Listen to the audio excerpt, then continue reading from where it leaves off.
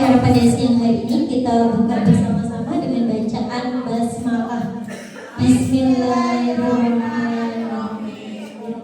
Semoga acara bisa berjalan dari awal hingga akhir dengan lancar. Baik, selanjutnya yakni sambutan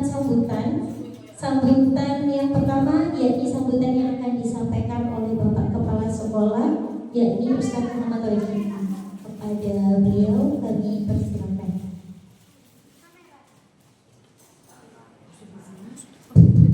Bismillahirrahmanirrahim. Assalamualaikum warahmatullahi wabarakatuh. Pada yang terhormat Sada Siti Sahih SPDI selaku CGP angkatan ke-11 Kabupaten Sidoarjo dan perwakilan SD Hazanah Ilmu. Pada yang terhormat segenap Dewan Asatidz SD Hazanah Ilmu. Alhamdulillah pada siang hari ini dalam kondisi yang sudah sisa-sisa tenaga, sisa-sisa pikiran, kita berkegiatan sejak pagi kita bisa menghadiri kegiatan diseminasi penerapan budaya positif yang akan disampaikan oleh Ustazah Ifa.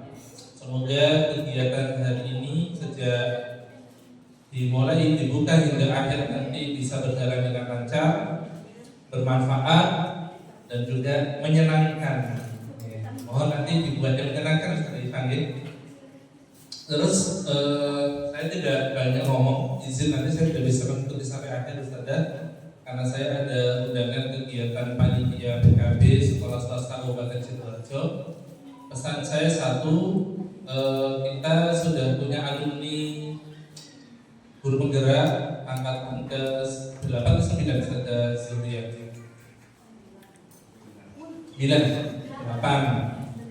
Dan sekarang ada Ustazah Ifa yang di angkatan 11. Yang saya titipkan sesuai dengan tagline-nya, CGP adalah tergerak, bergerak, menggerakkan.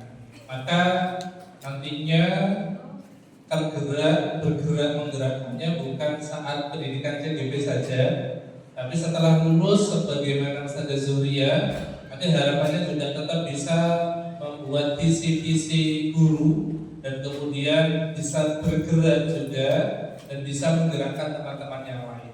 Jadi titip dari kami, setelah adanya nanti 2 guru penggerak di sekolah, ada inovasi-inovasi baru yang bisa dilahirkan oleh teman-teman, tentunya dengan hasil berpikir bersama dengan teman yang lainnya.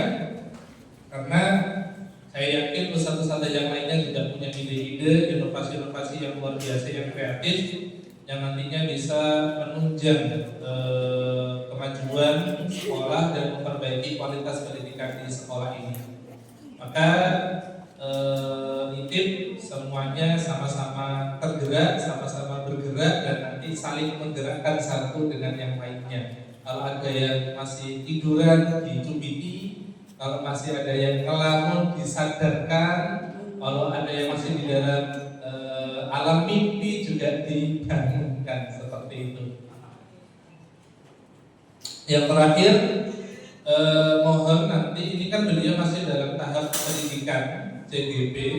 Teman-teman yang lainnya mohon support kepada beliau, mohon mendukung program rencana yang telah beliau canangkan. Ketika nanti ada sesuatu yang positif, yang bagus, bisa diamati, ditiru, dimodifikasi, atau bisa jadikan adaptasi dari apa yang telah beliau lakukan. Itu saja yang dapat saya sampaikan. Terima kasih atas kehadirannya. Terima kasih Ustazah Ifa atas kesempatan kami untuk belajar dengan jenengan hari ini. Assalamualaikum warahmatullahi wabarakatuh. Baik, terima kasih disampaikan. Selanjutnya yakni penyampaian materi dari Ustazah Siti Sohiha, yakni aksi nyata pemahaman dan penerapan budaya. Mari kita simak bersama-sama. Kepada Ustazah Siti Sohiha kami persilakan.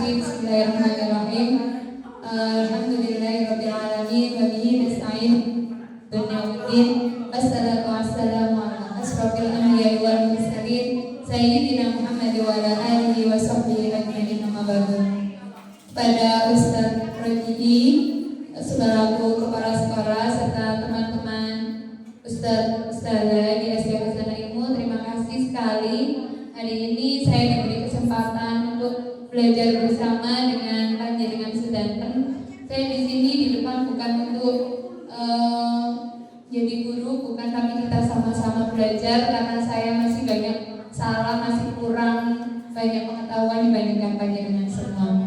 Terima kasih telah meluangkan waktu di mana di sela-sela teman-teman yang harusnya pulang lebih awal harus rela menghabiskan waktu 1,5 jam, insya Allah kurang lebih, untuk mendengarkan paparan saya.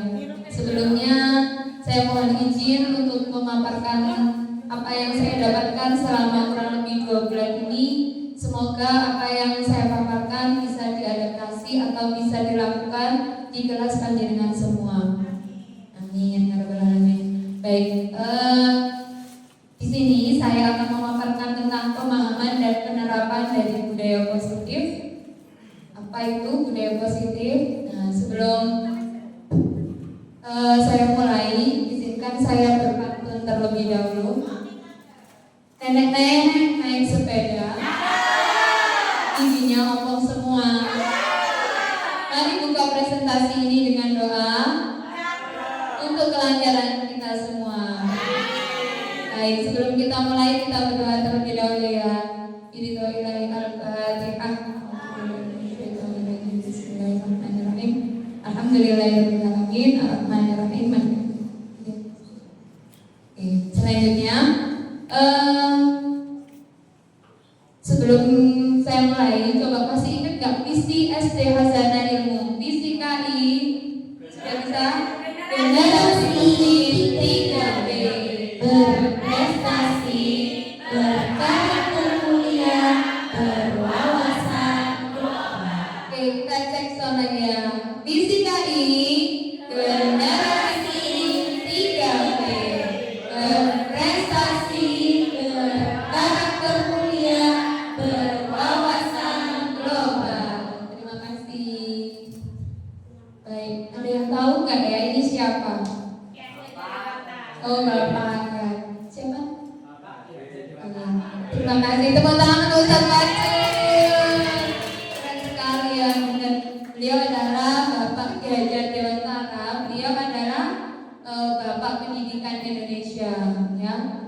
Beliau ini meninggali atau mewariskan kepada kita filosofi tentang sebuah pendidikan kepada kita yang nantinya bisa kita terapkan.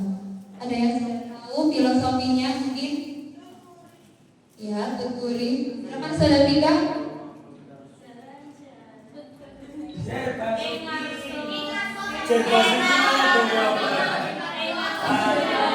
Oh ya, teman-teman untuk Sadarita.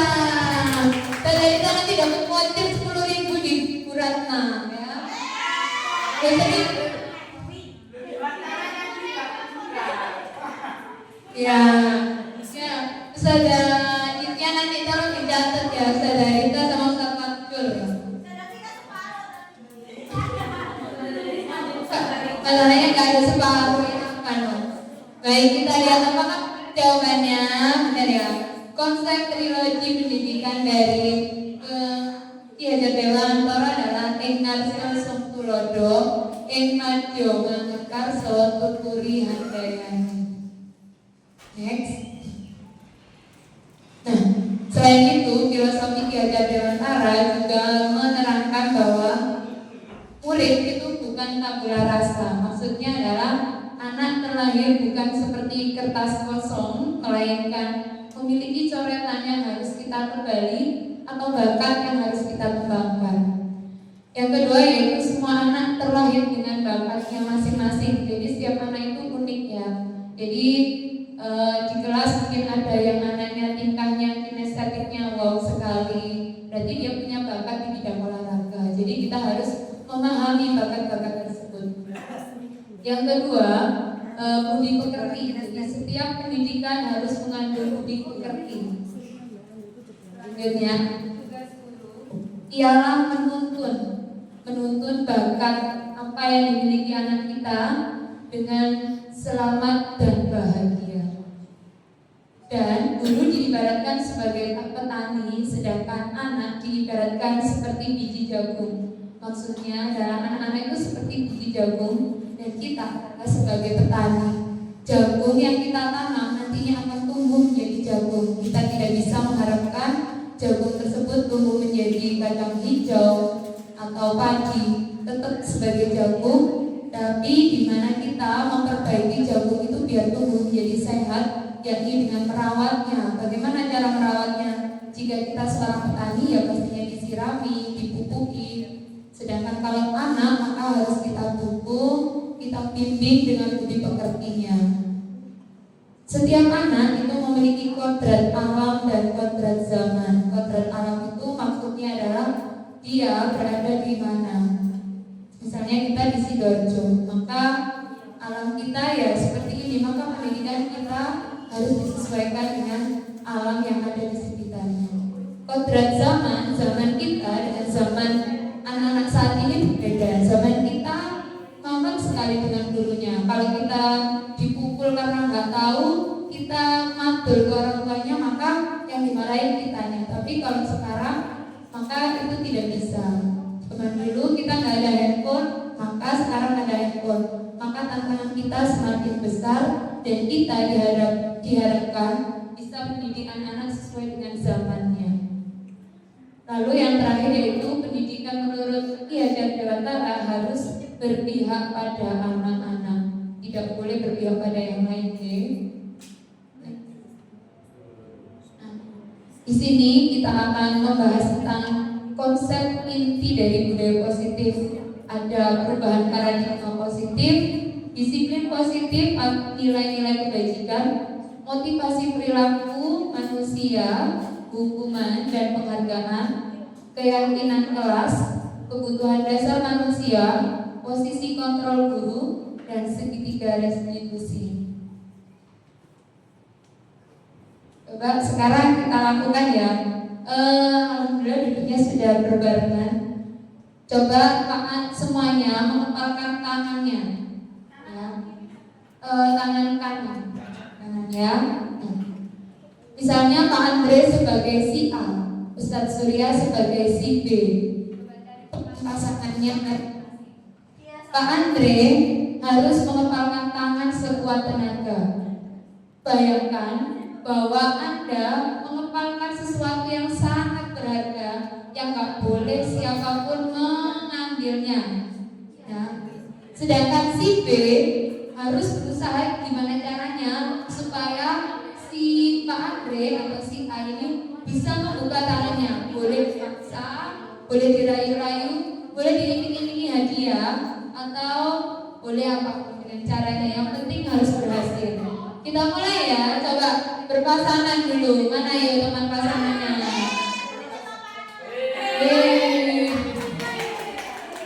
Monggo. Siapa yang mau? Siap ya. Bung Ismi sama siapa? Ustazah Mika. Oke. Ustazah Rita sama siapa nih? Ustazah Nana.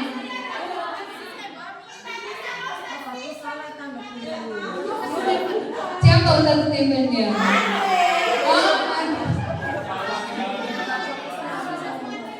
Oke ya, kita mulai ya. Sampai ada nanti yang berhasil membuka kepala temannya tak kasih hadiah lagi.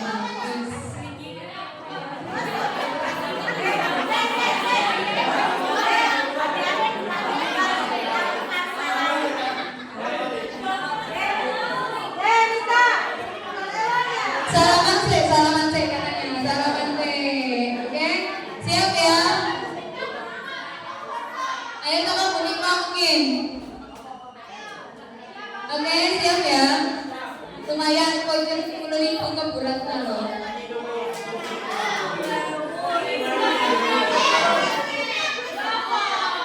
Enggak kuat. Baik ya, kita mulai ya. Hitungan ke-10 harus sudah terbuka ya. Ya, ada yang menjadi si A, B.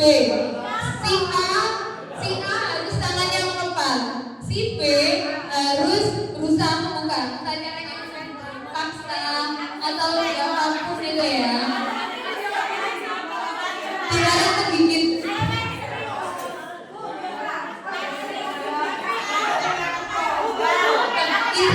BPJS kita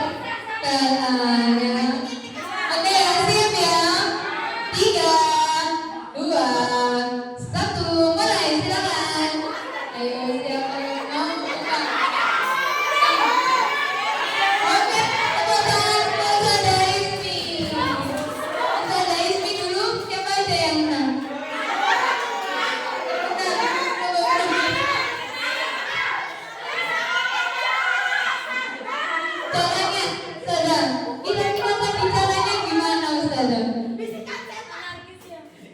Tinggal aku tanya. Buka tangan berarti diam-diam sama suamiku. Wow, kreatif sekali tepuk tangan untuk Ustazah Ismi. Ustazah Ismi nanti dapat voucher ya. Ya, nih. Oke ya. Baik, terima kasih Ustazah. Ustazah Ismi keren sekali loh, kreatif ya. Saya gak nyangka caranya begitu ya. Orang yang bagus. Nah, apa sih maknanya kenapa kita tadi kita disuruh mengepalkan tangan, terus yang satunya memaksa. Nah, bahwa ketika kita memiliki isi atau sesuatu yang isi kita atau prinsip kita, jika ada seseorang dimanapun caranya membuka, maka kita berusaha mempertahankan. Sayangnya Ustazah Tika tidak bisa mempertahankannya. Gak apa-apa ya Ustazah Tika. Next.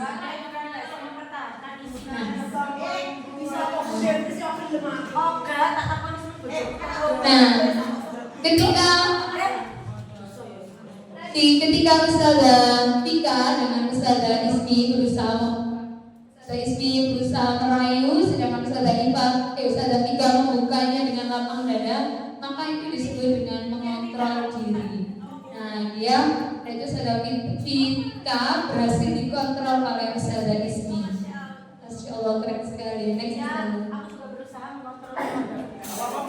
Nah, itu yang bisa kita lakukan ke anak-anak. Jangan sampai kita bisa apa yang telah kita lakukan untuk memilih atau membuka dengan menutup tadi itu disebut dengan kontrol.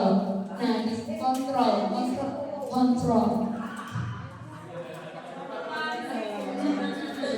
Nah, di sini ada ilusi guru mengontrol murid bahwa semua perilaku yang memiliki tujuan bahkan terhadap perilaku yang tidak disukai. Jadi kita jangan sampai mengontrol murid kita dengan full gitu ya. Ilusi bahwa semua penguatan positif, efektif dan bermanfaat, di mana penguatan positif atau wujudan adalah bentuk-bentuk mengontrol. Tadi Ustazah Ismi mengontrolnya dengan cara diomongin seperti itu ya. Ilusi bahwa praktik dan membuat orang merasa bersalah dapat menguatkan karakter, di mana menggunakan kritik dan rasa bersalah untuk mengontrol murid menuju pada integritas gagah. Jadi kita jangan sampai ke anak kita itu mengontrolnya dengan hal-hal yang tidak baik. Misalnya kamu kalau nggak bisa nanti tak hukum, nah itu nggak boleh. Next saja. Nah, harus apa yang kita lakukan yang tidak baik harus kita rubah menjadi paradigma positif, yaitu dengan cara membangun budaya positif. Maka sekolah perlu menyediakan lingkungan yang positif, aman, nyaman agar murid-murid mampu berpikir, bertindak dan menciptakan dengan merdeka mandiri. Lazimnya disiplin juga dikaitkan kontrol. Kontrol guru adalah menghadapi muridnya. Ini paradigma yang harus kita rubah. Ini menurut William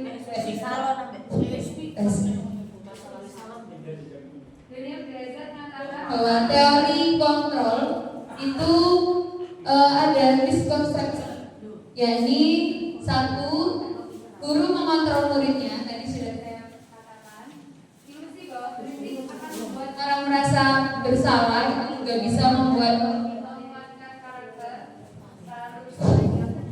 Ilusi bahwa semua penguatan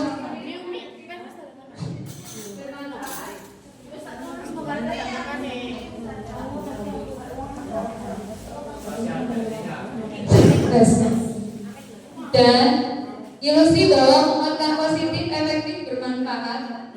Ilusi bahwa orang dewasa memiliki hak untuk memaksa. Jadi itu ada beberapa miskonsepsi itu konsep yang salah ya, bahwa itu nggak benar.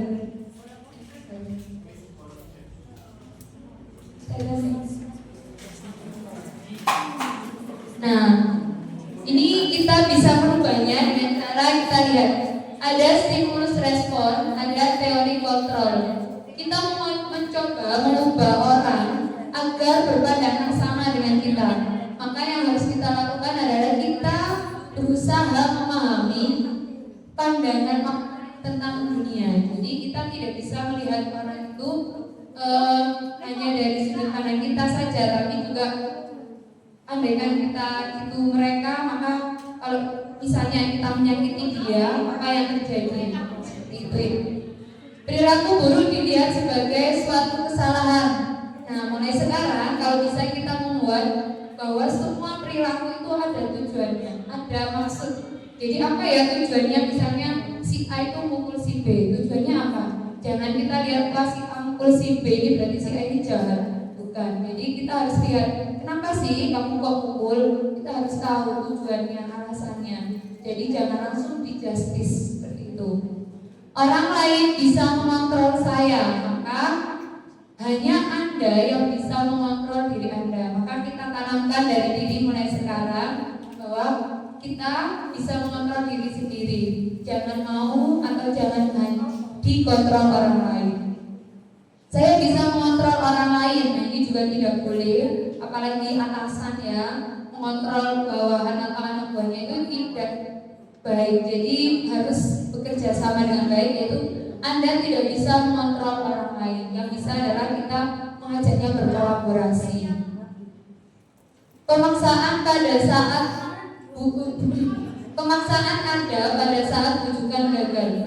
Di mana yang benar adalah kolaborasi dan kesepakatan akan menciptakan pilihan-pilihan baru. Tidak boleh dipaksa.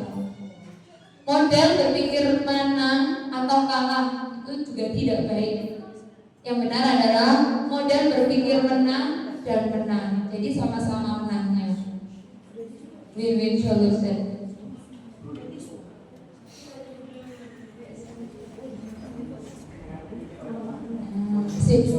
Disiplin positif. Apa itu disiplin positif? Di sini disiplin artinya menjadi sesuatu yang terserah pada orang lain untuk menempatkan kepatuhan. Contohnya nggak boleh datang terlambat, harus masuk jam 6.55. Nah itu adalah bentuk kedisiplinan, datang tepat waktu. Ya, dimana kita cenderung menghubungkan kata disiplin dengan ketidaknyamanan. Nah, sebagai pendidik, tujuan kita adalah menciptakan anak-anak yang memiliki disiplin diri sehingga mereka bisa berperilaku dengan mengacu pada nilai-nilai kebajikan asal dan memiliki motivasi intrinsik bukan ekstrim. Nanti kita dijelaskan kasih intrinsik dan ekstrinsik. Sehingga atau menciptakan disiplin positif, yaitu salah satu cara menerapkan disiplin yang bertujuan untuk menumbuhkan kesadaran serta berberdaya anak untuk melakukan sesuatu tanpa sokongan, tanpa ancaman ataupun hukuman. Jadi mereka ikhlas melakukan hal demi kebaikannya sendiri. Nah, pendekatan disiplin ada dua, yakni yang pertama merupakan kemampuan individu pendidik untuk membina atau mendidik peserta didik secara individu. Jadi pendekatan secara individu ataupun secara kelompok. Sedangkan yang kedua yaitu pendekatan secara individu atau kelompok perlu mendapatkan dukungan kebijakan sekolah serta peran pemangku kepentingan sekolah.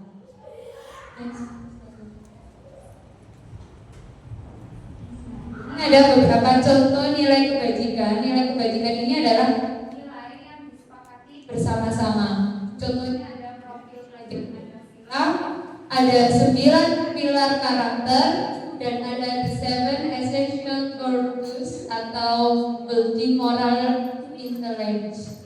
Kalau kita lakukan sekarang saat ini adalah profil pelajar Pancasila. Coba pakai kebu atau apa ya yang pelajar yang berkarakter itu namanya apa saja? Salah, profil pelajar Pancasila berkarakter, berwawasan, salah. Bukan, ini profil pelajar Pancasila beriman dan bertakwa. Kemerdekaan global gotong royong kreatif dan bernalar kritis. Kreatif dan bernalar kritis. Ya, tepuk tangan untuk kita semua. Oke, next is ya. Nah, di sini selanjutnya tadi kan ada motivasi, ada yang dari intrinsik, ada yang dari ekstrinsik. Nah, coba saya bertanya kepada teman-teman, apakah hukuman di sekolah disiplinkan anak-anak? Ustaz, hukuman itu bisa nggak mendisiplinkan anak-anak? Terserah Pen. Terserah Pen. Setuju atau tidak sih? Tidak setuju. Setuju. Alasannya Ustaz? Alasannya karena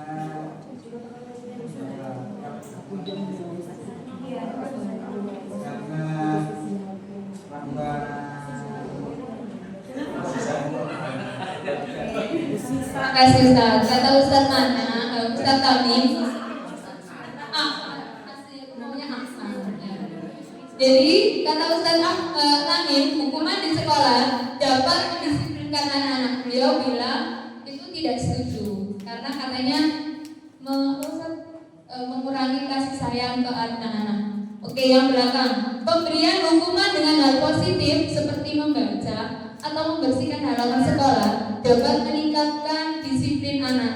Setuju apa tidak kira-kira? Oke, yang setuju coba angkat tangan. Oh, enggak ada yang setuju, berarti tidak setuju. Nomor 2, Bu.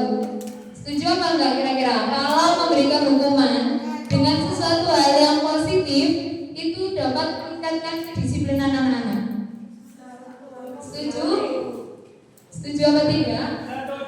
Oke, setuju. Baik. Memberi penghargaan dapat meningkatkan motivasi belajar anak. Oke. Membuat anak merasa bersalah memberi dampak lebih ringan dibanding menghukum. Setuju. Coba kita lihat jawabannya. Nah, sebenarnya apa yang kita lakukan tadi yang merasa setuju, sebenarnya itu enggak setuju, it's okay, itu kan pendapat. Tapi sebenarnya itu tadi semuanya hanya bersifat sementara kedisiplinannya. Nah, misalnya dihukum, disuruh membaca surat apa, nah mereka akan disiplin hanya untuk sementara waktu. Nah, kembali lagi, dia akan kembali lagi. Maka hal itu sebenarnya kurang efektif. Saya nggak bilang tidak efektif ya, tapi kurang efektif. Lalu bagaimana caranya? Yaitu dengan cara memunculkan motivasi dari dalam dirinya. Contoh nih, untuk menghindari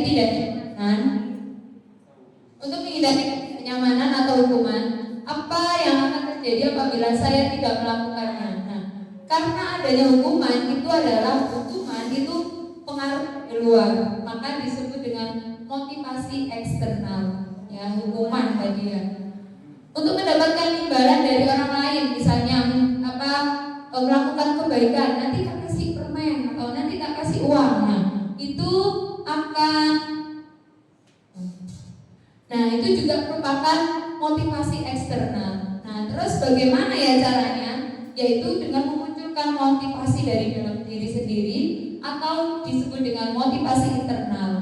Nah, gimana caranya? Yaitu dengan cara untuk menghargai dirinya sendiri. Apabila saya akan menjadi orang yang seperti apa apabila saya melakukannya. Contoh, kalau aku nanti buang sampah sembarangan, ruangan kelas kita kotor. Nanti kalau ruangan kelas kita kotor, maka apa yang terjadi?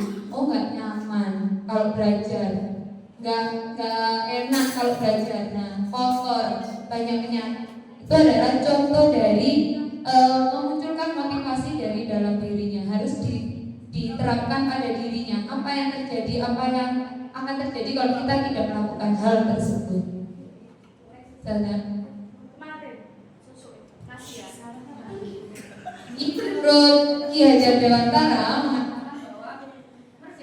itu adalah tidak hanya terlepas dari perintah, tetapi juga cepat membuat perintah untuk dirinya sendiri. Ya, kita merdeka kalau kita bisa memahami diri, merdeka bisa menentukan apa yang kita ingin. Dihukum oleh kemerdekaan. Nah, apa itu? Dihukum oleh kemerdekaan. Yakni kemerdekaan sama dengan hukuman, di mana artinya kita meminta atau membujuk seseorang melakukan sesuatu untuk memenuhi suatu tujuan tertentu dari orang yang meminta. Jadi ada alasan, jadi dia akan disiplin jika ada hadiahnya atau ada rewardnya. Akhirnya nanti akan ketergantungan. Berarti kalau nggak dapat, aku nggak mau, ya, aku nggak akan melakukannya, kan nggak dapat apa-apa. Sehingga dia tidak akan bertahan lama kedisiplinannya. Ya.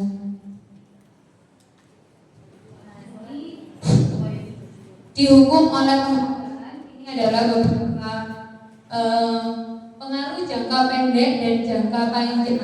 Ya, jadi kalau disiplin dari pengaruhnya dari eksternal, maka sifatnya hanya sementara. Sedangkan kalau motivasinya dari dalam, maka akan bersifat selamanya dan akan membekas dan selalu dipakai oleh anak kita. Next, sorry. Aku nggak pakai kacamata Nah, tambahan. coba kita lihat apakah yang kita lakukan ini termasuk hukuman atau konsekuensi. Mencatat 100 kali di dalam buku kalimat saya tidak akan terlambat lagi karena si anandanya datang terlambat. Kira-kira ini hukuman apa konsekuensi? Konsekuensi, oke. Lari mengelilingi lapangan basket 2 kali karena terlambat hadir. Murid diminta untuk push up. Menggantikan kertas tugas teman yang telah dicoret-coret. Membersihkan tumpahan air di meja karena tersenggol pada saat belajar. Meminta murid tidak mengenakan sepatu seharian di sekolah karena tidak menggunakan sepatu warna hitam. Hukuman. Lari mengelilingi lapangan basket 2 kali karena terlambat 10 menit untuk pelajaran PJK. Hukuman apa konsekuensi Ustaz Andre? Oke. Kenapa Ustaz? Kok kan disuruh lari? Kenapa hukuman? Oke, coba kita cek jawabannya. Monggo Ustazah. Oke, yang pertama benar ya hukuman. Ternyata Ustaz Andre keren. Sip. Baca-baca. Sudah. Terima kasih Ustaz Andre. Nah, di sini jika akan ada hukuman, maka akan memunculkan identitas yang gagal. Nah, sedangkan disiplin itu akan identitas sukses. Nah, contoh sesuatu yang menyakitkan harus terjadi itu hukuman. Contohnya tadi disuruh lari atau disuruh push-up, itu kan menyakitkan. Lalu sesuatu harus terjadi, konsekuensi. Apa yang kamu lakukan berarti kamu harus konsekuensi dengan yang sudah kita sepakati. Jadi harus terjadi. Kalau restitusi yaitu merupakan pilihan. Jadi ada pilihan. Tidak nyaman. Sedangkan konsekuensi tidak nyaman untuk murid atau anak untuk jangka waktu pendek. Sedangkan kalau hukuman jangka waktunya panjang. Sedangkan kalau restitusi, korban akan mendapatkan gantinya. Nanti ada konsep hukuman, konsekuensi, dan restitusi. Lalu murid akan tersakiti kalau menggunakan hukuman. Sedangkan kalau konsekuensi, murid akan dibuat tidak nyaman.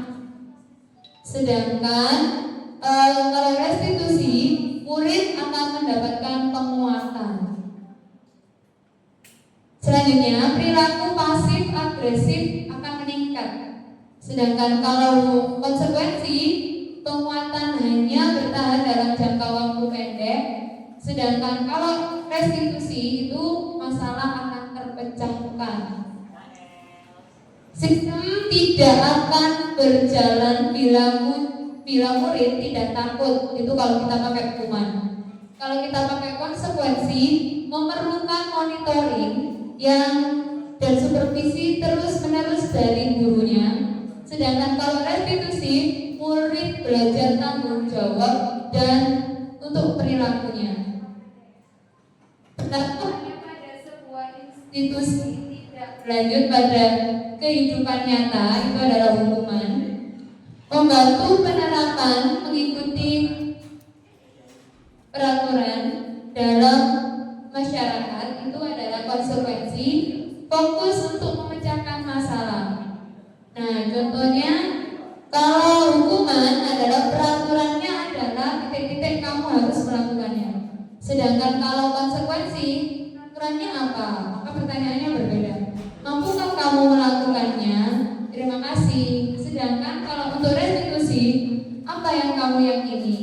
Apa yang bisa kamu lakukan untuk memperbaiki masalah tersebut? Nah, itu.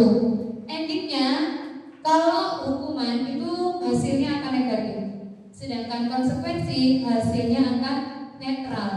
Sedangkan kalau kita menggunakan restitusi, itu akan menghasilkan conclusion atau disiplin positif yang baik.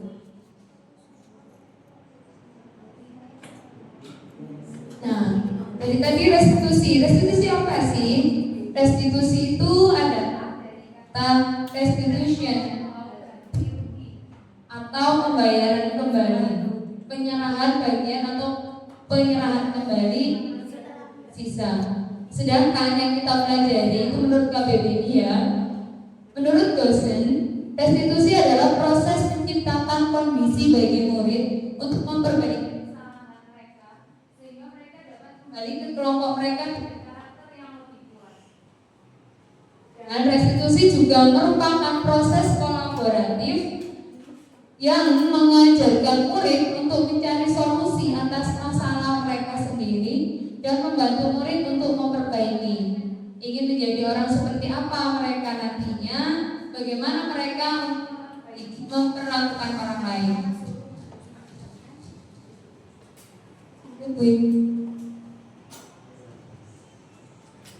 Ciri-ciri restitusi yang pertama, belajar dari kesalahan bukan menebus kesalahan, memperbaiki hubungan, menawarkan bukan memaksa. Restitusi diri adalah cara terbaik menuntun, melihat ke dalam diri, mencari kebutuhan dasar dan mendasari tindakan, berfokus pada karakter bukan tindakan, berfokus pada solusi, dan mengembalikan murid yang berbuat salah pada kelompoknya. Nah, ini contoh kasus hukuman. Guru menghukum siswa tersebut hormat bendera selama 10 menit. Kalau konsekuensi, guru memberikan konsekuensi untuk mengerjakan PR-nya saat beristirahat atau dikerjakan sebanyak 3 kali lipat. Sedangkan kalau restitusi, guru menanyakan keyakinan kelas apa yang sudah dilanggarnya dan membantu siswa menyelesaikan masalahnya. Lalu ada guru marah dan murid takut. Sedangkan kalau di konsekuensi, guru tegas dan siswa menghormati peraturan. Di restitusi, guru terbuka dan siswa menghormati dirinya dan orang lain. Itu contoh kasus kalau tidak mengerjakan PR.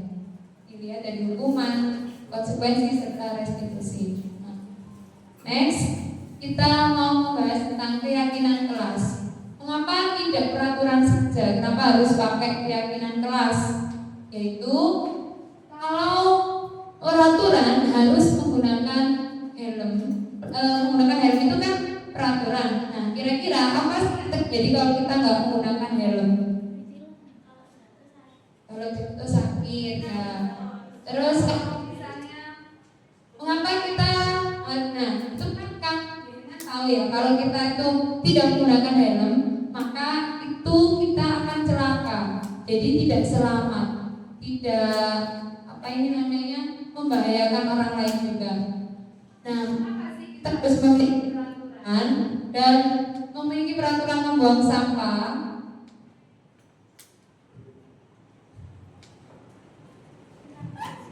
Kenapa Kenapa kita harus membuat peraturan membuang sampah di tempatnya?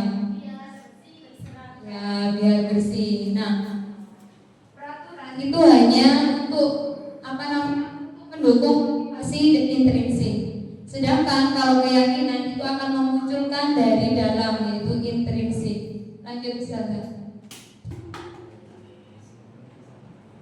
Nah, apa sih keyakinan kelas? Keyakinan kelas adalah nilai-nilai kebajikan atau prinsip universal yang disepakati bersama secara universal, terlepas dari latar belakang suku, negara, bahasa maupun agama. Next Ustazah. Nah, ini adalah bentuk keyakinan kelas. Itu peraturan. Selalu kembalikan buku ke tempatnya. Kira-kira keyakinan apa yang dilakukan yang kita tuju? Kebajikannya, nilainya. Terapian. Dilarang mengganggu orang lain. Ketenangan. Hadir di sekolah 15 menit sebelum pembelajaran dimulai. Disiplin. Keren. Dilarang melakukan kekerasan. Kasih sayang. Harus yang positif katanya. Tidak ada kata tidak. Dilarang menggunakan narkoba. Kesehatan. Bergantian atau menunggu giliran. Tertib, disiplin. Gunakan masker. Jangan berlari di kelas atau koridor. Keselamatan. Next. Itu adalah bentuk-bentuk keyakinan. Nah, gimana cara membuat keyakinan kelas? Yang pertama, keyakinannya kita buat abstrak dulu dari peraturan, berupa pertanyaan universal, dibuat dalam bentuk kalimat positif, maka tidak boleh ada kata tidak. Sedikit saja agar mudah diingat, sesuai dengan kondisi kelas sekolah yang telah dan agar mudah diterapkan. Semua warga kelas sekolah dilibatkan saat membuat.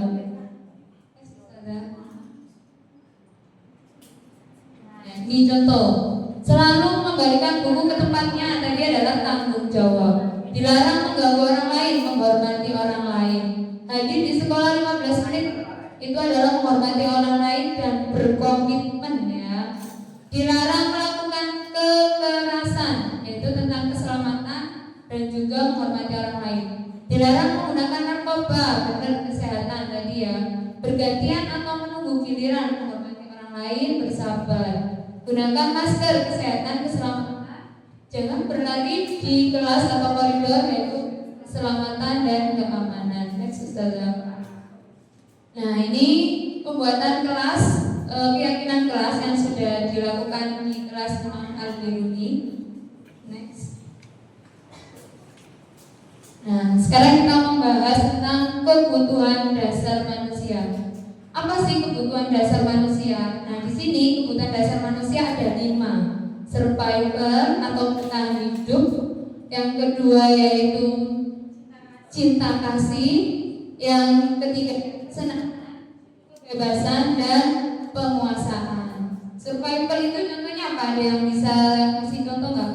Bertahan hidup. Berarti kita butuh bertahan hidup. Makan.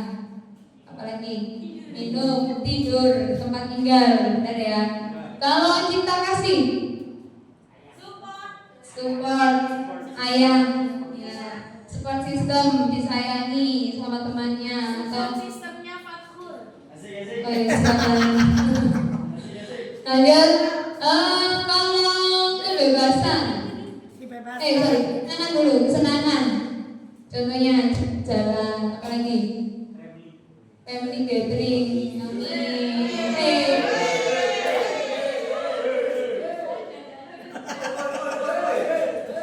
Kalau kebebasan, coba apa? Berpendapat. Apalagi? Keluar dari sangkan. Apa Ustazah? Kan bebas.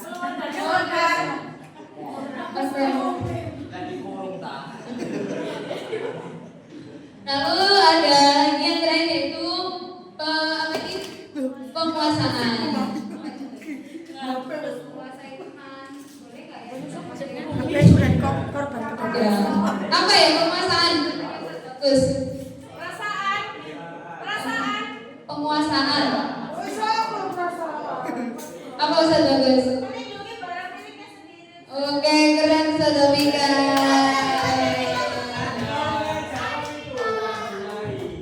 Oke, next Ustazah. Nah, contoh kebutuhan dasar dari manusia. Misalnya ini dianggap dari perilaku manusia. Contohnya, kebutuhan yang mungkin berusaha dipenuhi, kekuasaan, memukul temannya. Nah, ada anak nih memukul temannya. Nah, mungkin dia itu belum tersalurkan kebutuhan dasarnya, yaitu berupa kekuasaan atau power. Jadi dia akhirnya memukul. Maka kalau ada teman anaknya yang mukul, ditanyain dulu alasannya apa, terus benar nggak ya kebutuhannya itu, kebutuhan dasarnya harus disalurkan, mungkin diikutkan boxing atau apa ya. Latar belakangnya apa kok dia memukul-mukul? Iya benar, terima kasih Ustazah, benar sekali. Tepuk tangan untuk Ustazah Amin. Lanjut, menjatuhkan teman saat temannya sedang berjalan. Jadi ada temannya jalan didorong, maka kebutuhannya adalah senang melihat temannya tersungkur atau bahagia melihat orang lain. Nggak boleh ya sebenarnya gitu. Nggak boleh ya. Lanjut, di sini ada menyebarkan gosip tentang teman sekelas.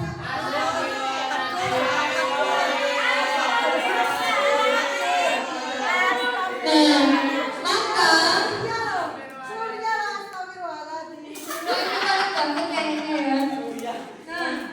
di sini kebutuhan, jadi orang-orang yang menyebarkan gosip atau bergibah itu berarti ada kebutuhan yang belum terpenuhi, yaitu cinta dan kasih, ya, cinta dan kasihnya belum dipenuhi.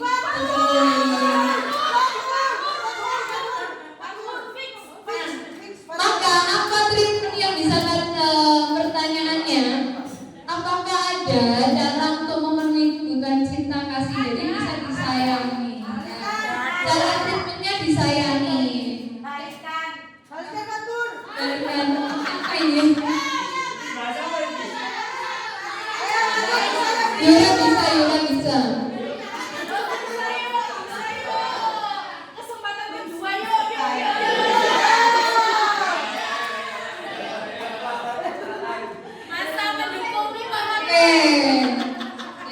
Ya sabar ya.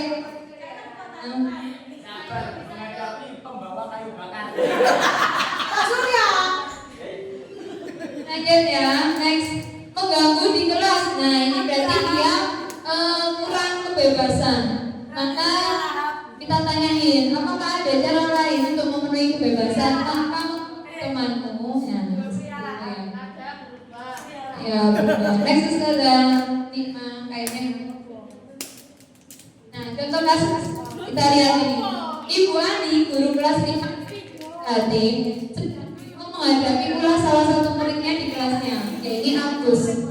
Beberapa anak telah datang mengeluhkan Agus yang seringkali meminta bekal makanan kepada mereka dengan paksa. Jika Anda menghadapi situasi tersebut sebagai Ibu Ani, maka apa yang akan Anda lakukan? Dan menurut Anda, apa alasan Agus melakukan hal tersebut? Kebutuhan apa yang tidak dipenuhi oleh, yang belum terpenuhi oleh Agus? Kasih sayang. Ada lagi? Kasih duit. Ada lagi? Perhatian. Ada lagi? Makan. Oke, kebutuhan hidup ya, survival. Ya, kita coba lihat. Benarkah jawabannya tadi? Nah, di sini kalau si anaknya tadi menjawab karena aku lapar, gak ada yang ngasih makanan, berarti itu kebutuhan apa yang tidak terpenuhi? Survival. Kalau si Agusnya bilang, aku senang tuh melihat temannya, jadi aku senang lihat temanku robot itu senang gitu loh maksudnya.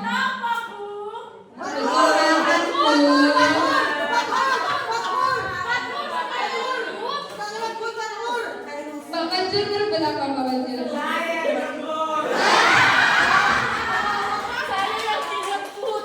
Kita sama-sama untuk Bapak Jun robot ya. Intinya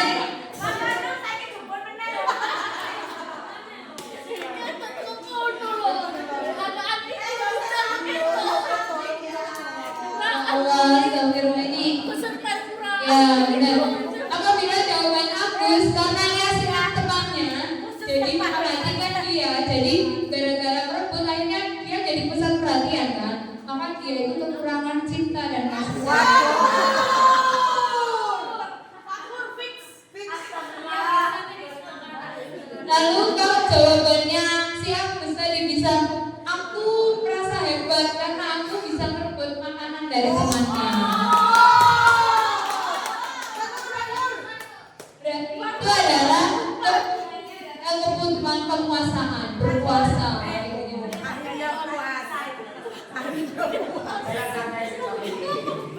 Next ya, kalau si Agusnya jawab bosen aku dengan bekal yang dibawakan ibunya, berarti dia itu kebutuhannya yang belum terpenuhi adalah kebebasan.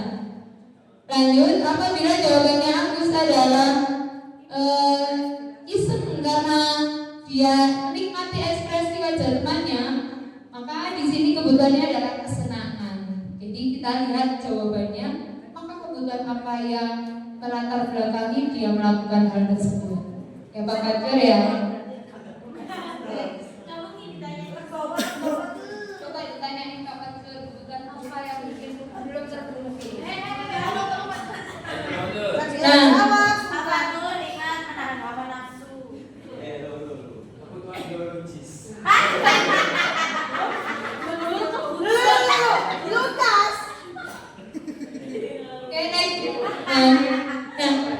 itu tadi tentang kebutuhan dari manusia. Kebutuhan dasarnya ada 5 ya. Sekarang posisi kontrol dulu. Kira-kira Ustaz dan nanti ini masuk ke posisi apa ya? Penghukum, pembuat rasa bersalah, teman, pemantau, atau manajer? Teman dekat,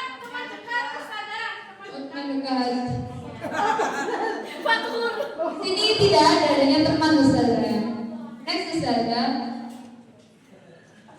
Nah, contoh penerapannya. Kalau penghukum, maka dia akan bilang gini, patuhi aturan sekolah lalu berdiri di depan. Nah, itu mengedepan penghukum. Kalau pemantau, kamu sudah melanggar apa peraturan dan konsekuensinya apa? Kalau sebagai teman, ayolah yang tertib buat bu guru bangga. Nah, kayak kasihan gitu ya sama gurunya. Membuat rasa bersalah. Berapa kali bu guru harus memberitahu kamu, bu guru kecewa loh sama kamu. Nah, sedangkan manajer, apakah kamu tahu kesalahanmu? Kira-kira bagaimana ya kamu akan memperbaiki kesalahan ini? Jadi lebih mencari tahu sendiri. Menjual kesedihan. Nah, ini game restitusi 5 posisi. Ada penghukum, gurunya berbuat penghukum, lalu ada membuat merasa bersalah, teman, pemantau, dan manajer. Next aja sudah. Coba kita lihat. Kira-kira siapa yang jawabannya paling banyak benar nanti ya? Yuk kita si kontrol apa ya? Saya tidak sekali dengan kamu.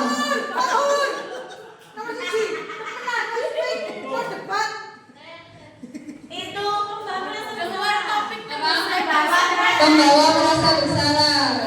Kamu tidak pernah benar melakukannya. Pak pengawas Baru melakukan yang ketiga bosis. Penghukum. Apakah kamu mau mendapatkan stiker bintang hari ini? Ayo lakukan demi Bapak. Bapak, bisa ada bawa pensil atau pulpen enggak? Ya. Ikuti saja nanti yang menangnya kalah banyak dari semua dapat paket 10.000.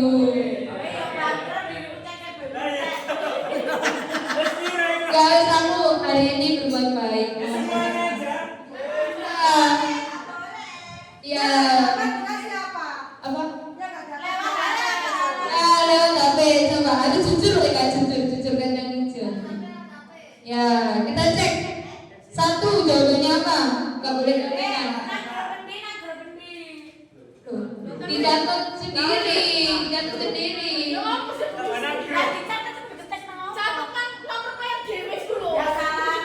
Itu jawabannya apa? 2 jawabannya apa? Siap ya? Tadi siapa aja? Tadi itu siapa aja?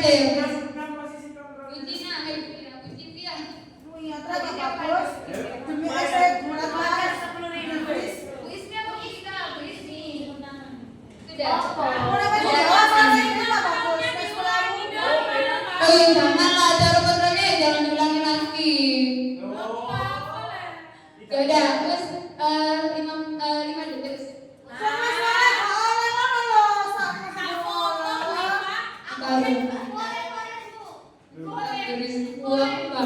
detik. Amin, semoga bisa beli murid semuanya.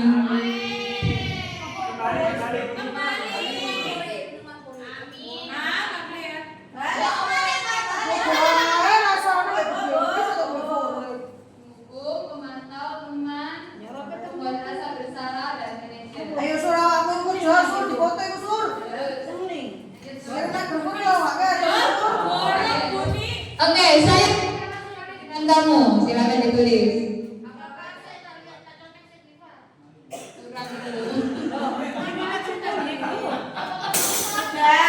Dan kamu tidak pernah benar melakukannya.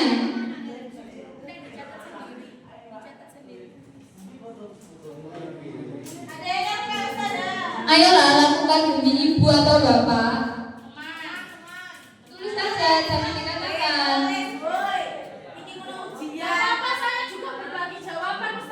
Oh ya, baik sekali. Apakah kamu mau mendapatkan stiker bintang hari ini? Bagaimana kamu menyelesaikan masalah ini? Kamu selalu yang paling terakhir. Sudah? Next. Duh, nggak ada. Memang nggak ada. Biar saya cek ya jawabannya. Bagus. Jadi saya kecewa sekali dengan kamu. Berarti sebagai manajer. Membuat merasa bersalah. Benar. Kamu tidak pernah benar melakukannya. Oh, benar. Ayolah lakukan demi bapak ibu. Pinter. Apakah kamu mau mendapatkan stiker bintang ini? Manajer. Bagaimana kamu bisa menyelesaikan masalah ini? Manajer. Kamu selalu yang paling terakhir. Salah. Selalu terakhir memantau. Siapa yang benar semua? Benar 4. Diedit. Siapa yang salah 0? Salah kali cantik. Yang berenang belum, berarti yang maksar. Pak Surya, salah berapa? Salah 1 Sadarita. Enggak. Salah banyak. Siapa lagi? Yang salah 1? Salah 1 Pak Surya, berarti 5 ribuan ya.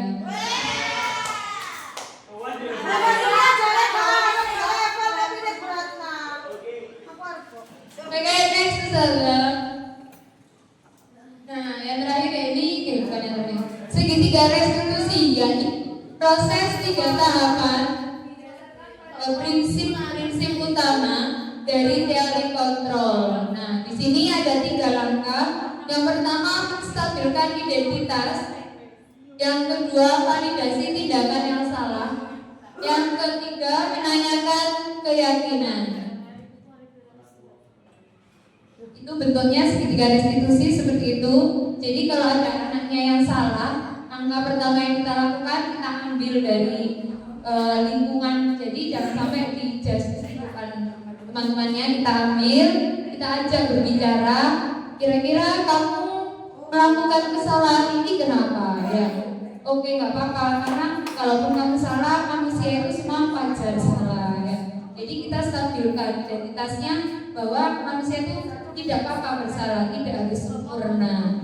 Lalu validasi tindakannya, benar nggak kamu melakukan kesalahan ini? Kira-kira keyakinan apa sih yang kamu langgar? Nah, itu ya. Next saja. Nah, ini sabar saja. Lanjut melewati langkah-langkahnya. Biar. Oke, any question? Ada yang mau tanya? Monggo saja.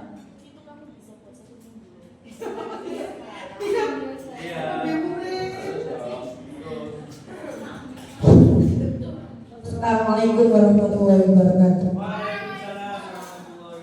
Terima kasih Ustaz Eva atas masukan. Yang saya tanyakan, ini tadi kan kita teman-teman sudah bermain yang namanya identitas diri yang teguh mendukung teman, pengawas, manajer, dan lain-lainnya. Seharusnya atau sebaiknya kita itu berada di posisi mana yang paling baik sebagai guru.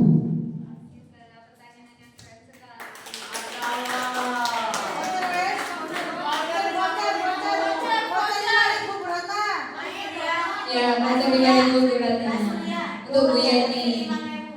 Baik, yang paling benar dan yang paling baik memang kita ada di posisi manajer. Ya, jadi posisi manajer di mana kita tidak melihat anak itu jika melakukan kesalahan itu bukan karena dia nakal, bukan karena harus dihukum ya. Yakni sebagai manajer di mana kita harus tahu sesuai dengan dari awal tadi ya, kita harus mengetahui apa sih yang melatar belakangi anak tersebut melakukan kesalahan.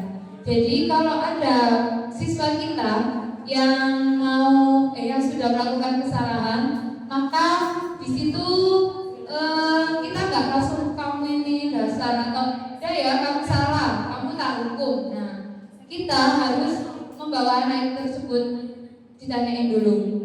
Gak apa-apa sih kamu melakukan hal tersebut. Kita itu manusia, memang wajar bersalah. Kira-kira apa ya? Misalnya kayak kemarin ada prakteknya misalnya itu. Kayaknya enggak. Ini adalah contoh dokumentasi segitiga restitusi. Jadi ceritanya, nggak masuk, nggak keluar suaranya. Ini saya ceritakan saja ya. Si Atta sama si Nazir ini bertengkar mengejek. Nah, setelah mereka saling mengejek, akhirnya saya membawa dia ke tempat di mana tidak ada teman-teman dan kita lakukan segitiga restitusi di mana dia ditanyakan apa nggak apa-apa kamu wajar kayak gitu ya tadi. Ini contohnya. Iya. Jadi misalnya ini kita harus pada posisi manajer. Jika tidak bisa sebagai manajer, nggak kita mantau. Jangan sampai yang paling dilarang adalah sebagai penghukum merasa bersalah dan teman itu yang paling tidak baik. Sampun, ada lagi yang mau bertanya?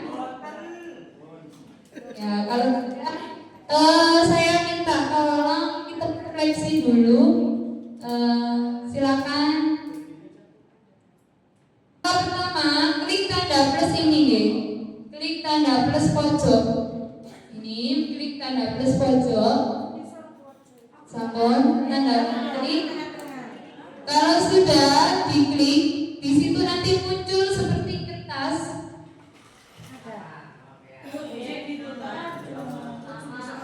Nah ini subjek itu namanya kandungan. Bisa ditambah foto, kalau mau foto boleh diklik gambar kameranya, misalnya fotonya yang cantik. Lalu jawaban di sini nomor 1. Bagaimana perasaan Anda hari ini saat belajar budaya positif? Yang kedua, apa yang Anda pelajari tentang budaya positif? Iya. Oh, anak buku.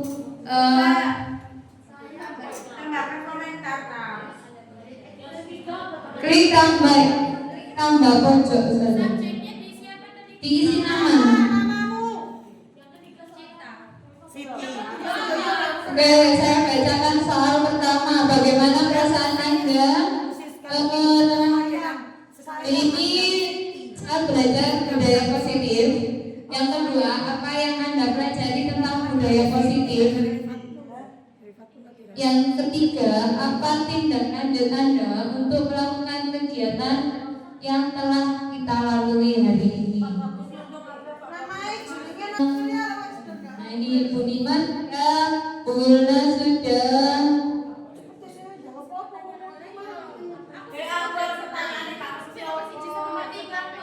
Oke, apa tindak lanjutnya? Apa yang akan Anda lakukan setelah kegiatan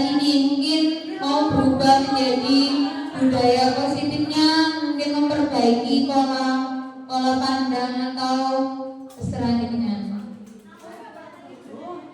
Nomor 2, apa yang dapat Anda pelajari?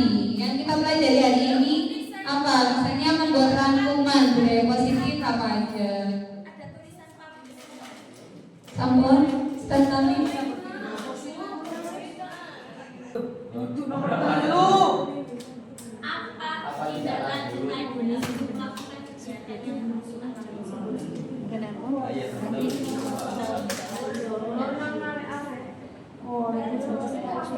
Sampun. Baik. Perwakilan mungkin ada yang mau membacakan Ustada 5 jawabannya. Ini jawaban dari Ustada 5. Bagaimana perasaannya belajar ini Nicole? Soalnya saya pribadi kan bukan dari kalangan guru, maksudnya jurusan pendidikan, jadi dapat pelajaran ini sangat bermanfaat buat saya. Kemudian yang kedua, apa yang Anda pelajari tentang budaya positif? Banyak sekali. Salah satunya yang paling mengena itu belajar tidak lagi menjadi guru yang menyebalkan, yang mudah menyalahkan pesertanya. Karena mungkin saya pribadi seperti itu. Yang ketiga, apa tindak lanjutnya? Yaitu belajar menjadi manajer di kelas dan berusaha mengerti apa mau dan alasan anak-anak melakukan setiap hari di kelas. Ustada, mungkin Ustada tepuk tangan untuk Ustada 5. Setelah beliau membacakan refleksinya. Iya. Kalau boleh ngomong kan ini saya. Pelajaran bagi saya ini yang pertama